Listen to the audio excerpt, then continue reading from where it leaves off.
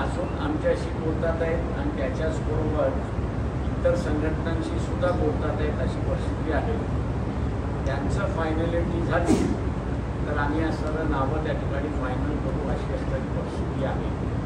पण आत्ताच्या स्टेजमध्ये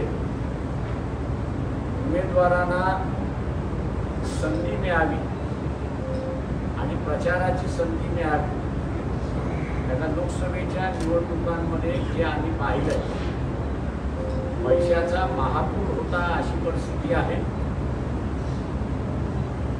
या विधानसभेच्या निवडणुकीमध्ये महापुराचा महापूर येईल पैशाचा असा आम्ही त्या ठिकाणी धरून आहोत आणि म्हणून उमेदवारांना संधी मिळाली पाहिजे या दृष्टीने आमची असणारी पूर्ण तयारी आहे। आणि म्हणून आम्ही असणारा पहिली यादी ही जाहीर करतो आहोत।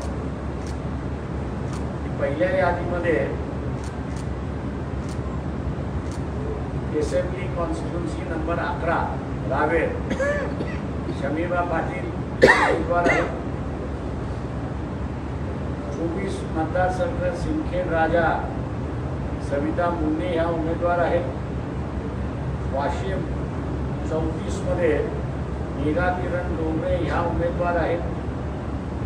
36 मध्ये धामणगाव रेल्वे निलेश विश्वकर्मा आहेत। डॉक्टर अविनाश नाने 87 नांदेड साउथ फारुख अहमद 88 लोहा शिवा नरावळे 109 औरंगाबाद ईस्ट विकास रावसाहेब दांडगे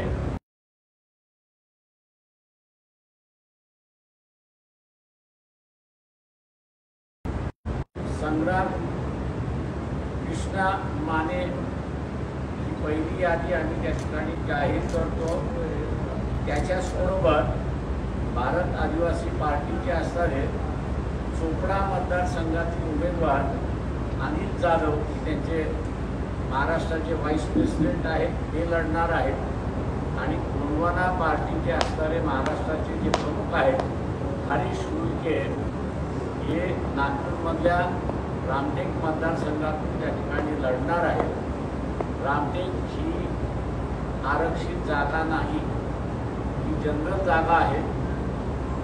आत्तापर्यंत जी मानसिकता महाराष्ट्रामध्ये इतर पॉलिटिकल पार्टीजनी केली होती की आदिवासीने फक्त असणाऱ्या आदिवासी मतदारसंघामध्येच लढलं पाहिजे, ती मानसिकता आम्ही ह्या निवडणुकीमध्ये मोडतो आहोत। आणि आदिवासी कॅन्डिडेट हा जनरल मतदारसंघामध्ये सुद्धा उभा राहील याची असणारी सुरुवात आम्ही असताना या ठिकाणी केलेली आहे। जॉईंट जाहीरनामा आणि वंचित बहुजन आघाडीचा जाहीरनामा हा आम्ही लवकरच त्या ठिकाणी इलेक्शनच्या अगोदरच म्हणजे नोटिफिकेशनच्या अगोदरच आम्ही असणारा प्रसिद्धी त्या ठिकाणी करणार आहोत। आमचा हेतू हा आहे की आज राजकारण जे आहे ते दोन मुद्द्यांच्या अवतीभोवती फिरते।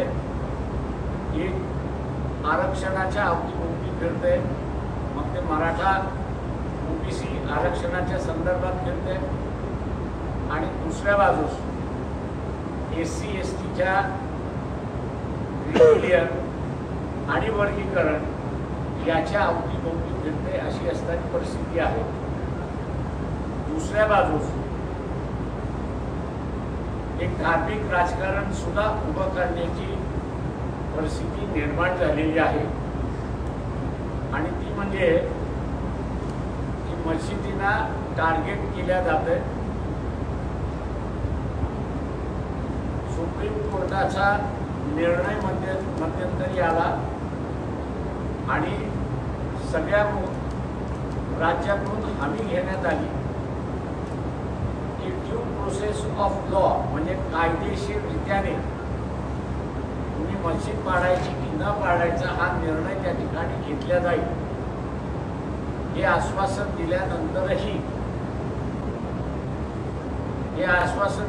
कोर्टाला सुप्रीम कोर्टाला दिल्यानंतरही आपण बघत असाल की नोटिसावरती नोटिसा बजावल्या जात आहेत आणि नोटिसावरती नोटिसा बजावून आम्ही तुमचं मशीद पाडायला येतो, या दिवशी आम्ही पाडणार आणि तिथला माहोल पूर्णपणे धार्मिकतेचा करण्याचा प्रयत्न त्या ठिकाणी चाललेला आहे. म्हणजे मुसलमानाकडे, हिंदूकडे अशा रीतीची असणारी जी राजकीय भूमी चाललेली आहे आणि काढण्याचा प्रयत्न चाललेला आहे, त्या ह्याच्यामध्ये नव्या परिस्थितीमध्ये एका बाजूला विकास आणि दुसऱ्या बाजूला एम्प्लॉयमेंट हा जो इश्यू आहे, या दोन्हीचा आधार धरून आम्ही असणारा जाहीरनामा केलेला आहे. इलेक्शनच्या अगोदर आम्ही असताना त्या ठिकाणी प्रसिद्ध करू. हेतू हा आहे की त्या जाहीरनाम्यावरती किंवा विकास आणि एम्प्लॉयमेंट हे जे दोन मुद्दे आहेत याच्यावरती लोकांनी चर्चा केली पाहिजे. आरक्षण आणि धार्मिकता हा जो चाललेला आहे, या विषयातून बाहेर पडून पुढची 5 वर्ष हे विकास आणि एम्प्लॉयमेंट या दृष्टिकोनातून झाली पाहिजे, याला अनुसरून आम्ही असताना त्या ठिकाणी करतो. मी जी यादी वाचलेली आहे त्या यादीमध्ये आमच्यावर आरोप होत असतो. तो आरोप जरी होत असला तरी पुन्हा मी असताना रिपीट करतोय की आम्ही त्या यादीमध्ये उमेदवार वेगवेगळ्या समूहाचे आहेत. लोकशाहीचं उमेदवारीच्या माध्यमातून सामाजिकरण, सोशलायझेशन जे आहे ते आम्ही असताना या ठिकाणी करतो आहोत.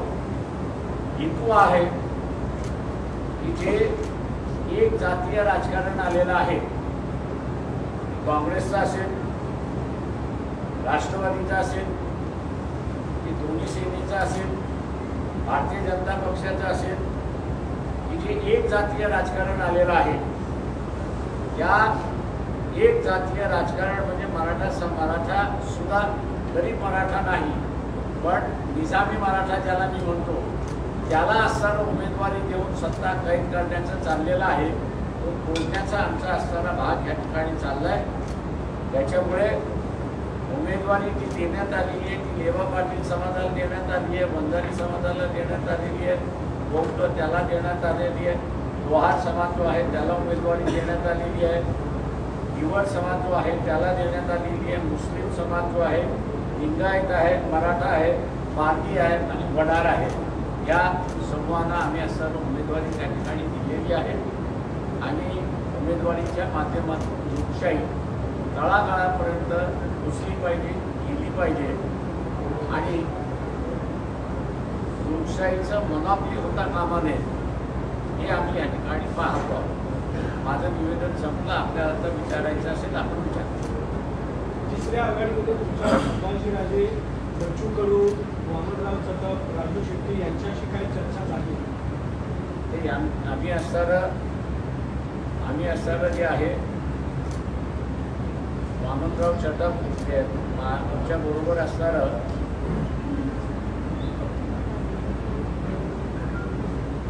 राजू शेट्टी यांची असणारी जी चर्चा झाली मी आपल्यासमोर या ठिकाणी मांडतो. राजू शेट्टीनं आम्ही असताना सांगितलं वामनराव चटप ही व्यक्ती आहेत आणि त्याच्याचबरोबर गोंडवाना पार्टी ही असणारा पार्टी आहे. वामनराव चटप हे राजुरा मतदारसंघातून लढतात आणि गोंडवाना पार्टी ही सुद्धा राजुरा मतदारसंघातून लढते. मागच्या वेळेस गोंडवाना पार्टीच्या उमेदवाराला 42,000 मतं त्या ठिकाणी मिळालेली आहेत. त्यामुळे जर व्यक्ती म्हणून असणारा वामनराव चटप हे दुसरा मतदारसंघ लढवणार असतील तर त्यांचं कन्सिडरेशन आम्हाला त्या ठिकाणी करता येईल. पण ते राजुरा मतदारसंघ जर लावून धरणार असतील तर आम्हाला एकोपरेट करता येणार नाही याचा आम्ही असं त्या ठिकाणी केलेला आहे.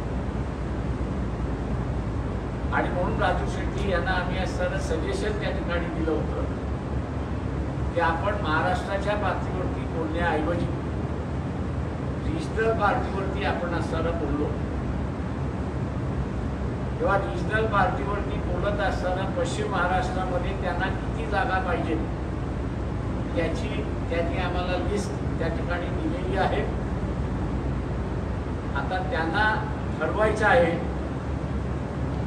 की आमच्याबरोबर बसतात. लिस्ट आमच्याकडे आलेली आहे मतदारसंघाची, मी काही वाचून दाखवत नाही. त्यांना आता ठरवायचं आहे की त्या ज्या आघाडीबरोबर बसणार आहेत त्याच्यातून शिरोळ मतदारसंघामध्ये त्याला बेनिफिट होणार आहे की वंचित बरोबर बसल्यानंतर त्यांना शिरोळ मतदारसंघामध्ये बेनिफिट होणार आहे याचा निर्णय त्यांनी असताना करायचा आहे. आणि त्यांना आम्ही असताना हे कम्युनिकेट केलेलं आहे की लवकरच आम्हाला कम्युनिकेट करतील अशी अपेक्षा आहे. बच्चू कडू काय सोबत येतात का, त्यांच्याशी काही चर्चा सुरू आहे? ते बच्चू कडू बरोबर आमच्या असताना जमू शकत नाही आहे, त्याच्यामुळे तेही आम्ही त्यांना कम्युनिकेट केलं. आणि म्हणून रिजन वाईज तुम्ही बसलात तर अधिक चांगलं आहे असं मी त्या ठिकाणी म्हणालो. कारण का यांच्या आघाडीमध्ये उत्तर नाही आहेत अशी परिस्थिती आहे. त्याच्यामुळे ही आघाडी शेतकरी संघटना म्हणून पूर्ण आहे असं त्या ठिकाणी मानत नाही. सर, प्रकाश शेट्टी यांच्याबरोबर मागच्या वेळेस चर्चा झाली होती, मात्र काही होऊ शकलं नाही लोकसभा निवडणुकीदरम्यान. यावेळेस काही कोणाशी चर्चा झाली नव्हती लोकसभेत. यंदा काही तशा चान्सेस आहेत ओबीसी वर्गाचं एकूणच वोट मानण्याचा प्रयत्न त्यांच्याकडनंही तुमच्याकडनंही एकूण होताना दिसतो आहे. अशा परिस्थितीमध्ये काही आम्हाला अजून कोणाचा प्रस्ताव आलेला नाही. ओबीसी संघटना काही आपल्या संपर्कात आहे? जिल्ह्यातल्या ज्या ओबीसी संघटना आहेत त्या सगळ्या आमच्या असणाऱ्या संपर्कात नुसत्या नाही आहेत, तर त्या ठिकाणी प्रत्येक जिल्ह्यामध्ये त्यांचा सहभाग हा निवडणुकीच्या प्रक्रियेमधला आहे. आणि प्रत्येक जिल्ह्यामध्ये वंचित बहुजन आघाडी आणि ह्या ज्या सगळ्या ओबीसी संघटना ज्या आहेत त्यांचं एक संघटन जिल्ह्यापुरतं उभं राहिलेलं आहे. आणि सिलेक्शन ऑफ कॅन्डिडेटपासून ते कॅम्पेनिंगपर्यंत जिल्हा कमिट्या ठरवणार आहेत अशी परिस्थिती आहे. वंचितचा मतदानाचा टक्का किती वाढेल या सगळ्या संपूर्ण प्रक्रियेनंतर? कारण लोकसभेला तो काहीसा घसरला होता, आता पुन्हा वाढू शकतो का आपलं त्याच्यात? मी असताना या ठिकाणी मानतोय की आरक्षणावरची असणारी जी भूमिका आहे की ज्याच्यावरती जरांगे पाटील यांची जी मागणी आहे की मराठा समाजाला ओबीसीतून आरक्षण द्यावं अशी जी मागणी आहे त्या मागणीला काँग्रेसने, एनसीपीने किंवा उद्धव ठाकरे यांनी कुठलंही वक्तव्य केलेलं नाही. आणि त्यामुळे ओबीसीने असं वाटतंय की लोकसभेमध्ये ओबीसीला उमेदवारी मिळाली नाही या तिन्ही पक्षांकडून. जी काही उमेदवारी मिळाली ती सगळी असणारा श्रीमंत निजामशाही मराठ्यांना त्या ठिकाणी मिळाली, ती आपल्याला यांच्याकडून मिळणार नाही.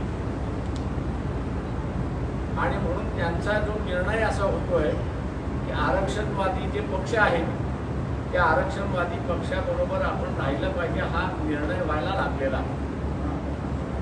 त्याच्यामुळे किती टक्केवारी वाढेल किती वाढणार नाही हे आज काही सांगता येत नाही. एसटी-मधून धनगर आरक्षणाला वकीलच्या पाठिंबा आहे का? कोर्टाने तो निकालात काढलेला आहे. त्याच्यामुळे कोर्टाचा निर्णय हा सगळ्यांना बंधनकारक आहे. सर, आणि त्याच्यामध्ये नवीन बदल होणार असेल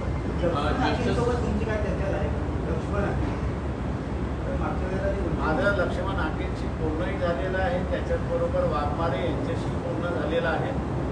ते उपोषणाला आज बसलेले आहेत.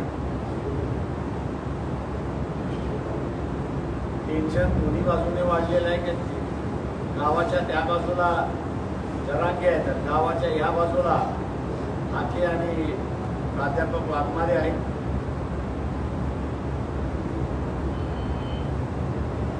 सर, ज्येष्ठ साहित्यिक यशवंत मनोहर यांनी महाविकास आघाडीला पाठिंबा देऊ केलेला आहे. याकडे कशा प्रकारे बघता आहे? लोकसभा निवडणुकीदरम्यान देखील त्यांच्याकडनं इंडिया आघाडीला पाठिंबा दिला होता आणि या संदर्भात तुमच्याकडनं आंदोलन देखील नागपूरमध्ये होतं. सामान्य माणसाचं किंवा आरक्षणवादी जो आहे त्यांनी त्याचा सर्व मनोगत आंदोलनामार्फत व्यक्त केलेला आहे आणि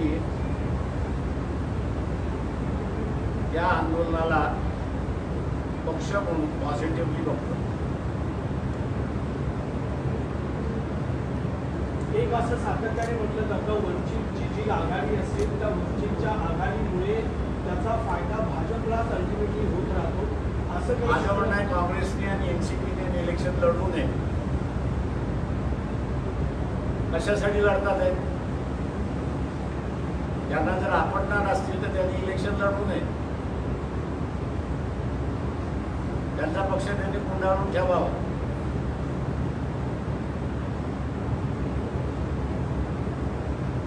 सर, पण वारंवार जे आता तुम्ही भूमिका जी घेता आहात ती पॉझिटिव्हली तुम्ही आंदोलन सध्याला घेतलं आहे.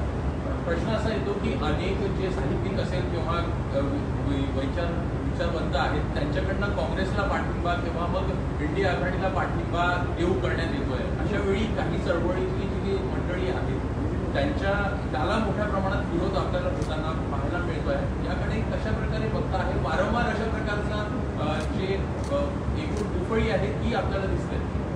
दुफळी म्हणण्यापेक्षा विकाऊ आहेत हे दिसायला लागलेलं आहे. लोकांची नस एका बाजूला आहे आणि यांची नस दुसऱ्या बाजूला हे दिसायला लागलेलं आहे.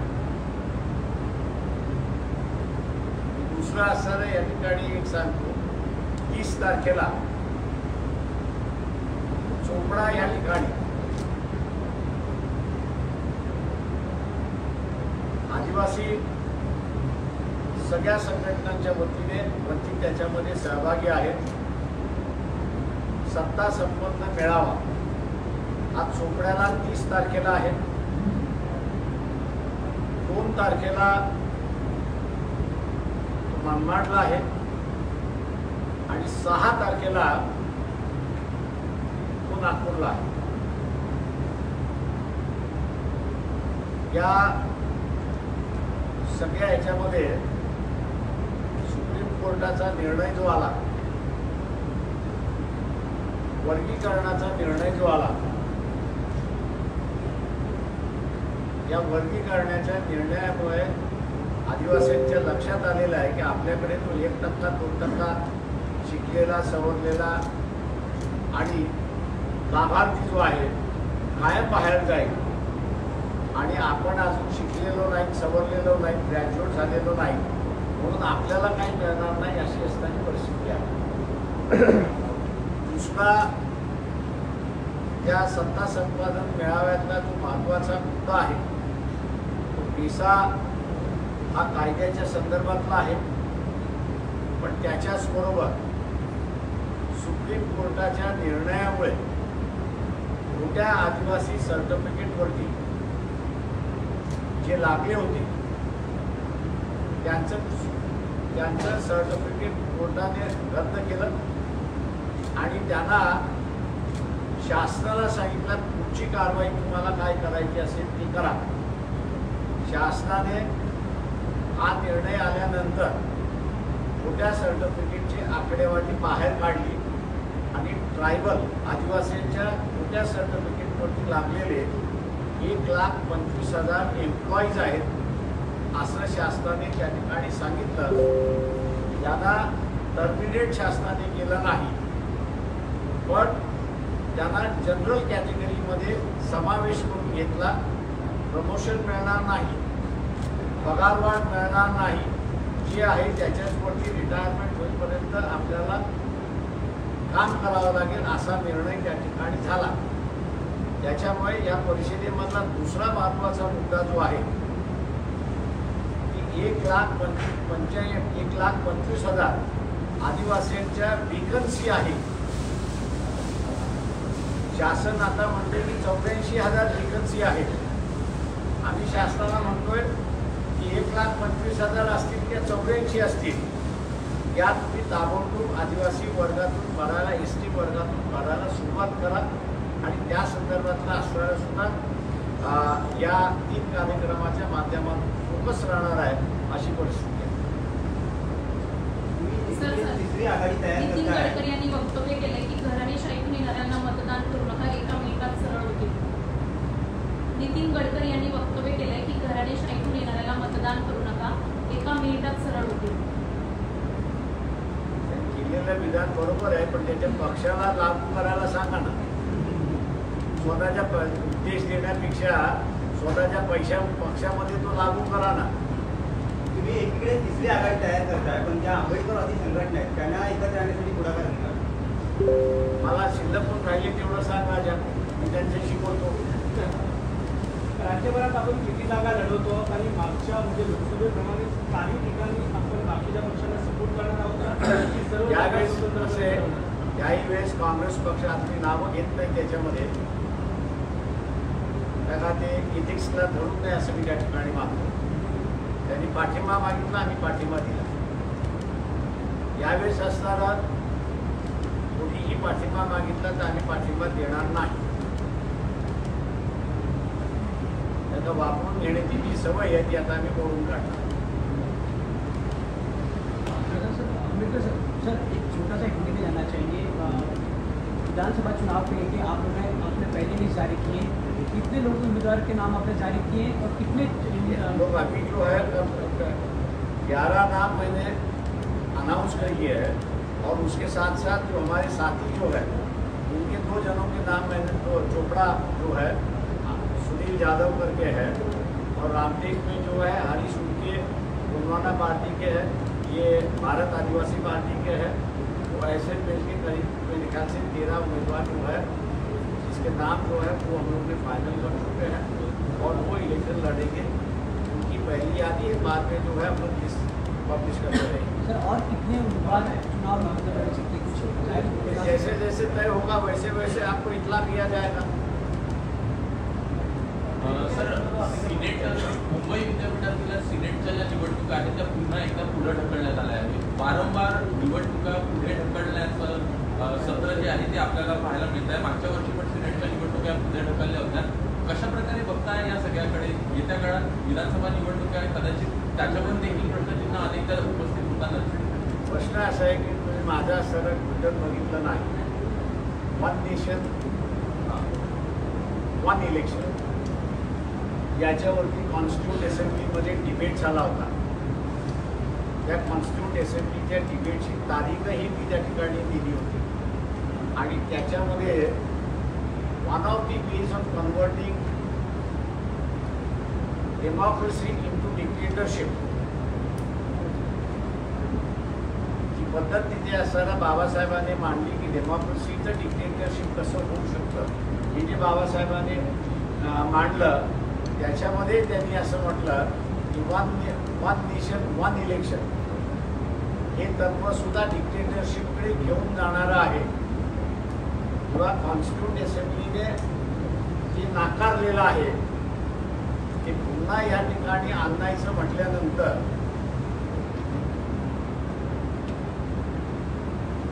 48, 49, 50 ह्या दरम्यान कॉन्स्टिट्यूट असेंब्ली आणि RSS आणि हिंदू संघटना यांच्यामधला जो वाद सुरुवात झाला होता किंवा कॉन्स्टिट्यूशनचे प्रिन्सिपल्स काय असावे त्याच्यावरती ती चर्चा सुरुवात झाली होती. ती त्या कॉन्स्टिट्यूट असेंब्लीने रिजेक्ट केलेली की आता पुन्हा बॅकडोर एंट्रीने येते अशी असणारी परिस्थिती आहे.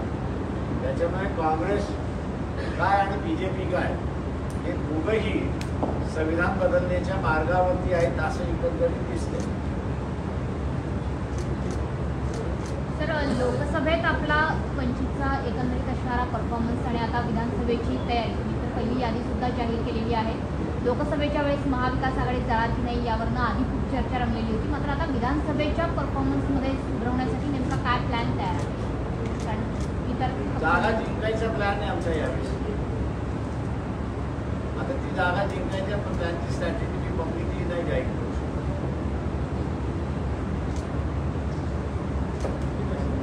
रामदास आठवलेंनी एक वक्तव्य केलंय की मला वाटल्यास मंत्रिपद माझं घ्या, प्रकाश आंबेडकरांना करा, पण प्रकाश आंबेडकरांना एनडीए सामावून घेऊन द्या.